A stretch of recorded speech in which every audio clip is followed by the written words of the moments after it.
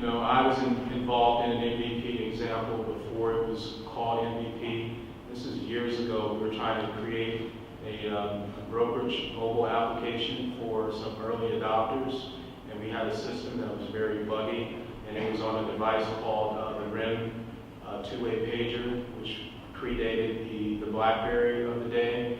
And we had a lot of clients who really loved the application, although to some extent it sucked because we were putting customers in a position where they were risking their capital and actually placing trades, and some of those trades went bad. But they really loved the concept and they really engaged. But for whatever reason, the senior management decided that we wanted to focus on another form factor, which were the non-smart phones, which the form factor was not ideal. And so we spent tons of dollars and a lot of research to perfect the technology. But in the end, there was very little feedback that came from the customers. In fact, the feedback was that they loved the other device and not the new device.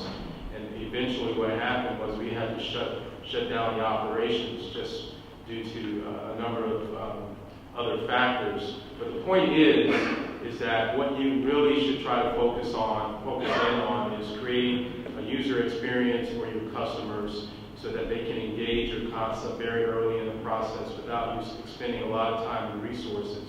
And then you get that really solid learning, and then that could be reflected in the next version. So don't go for that full feature, awesome experience, you know, right out of the gate, because you might create something that people don't really want.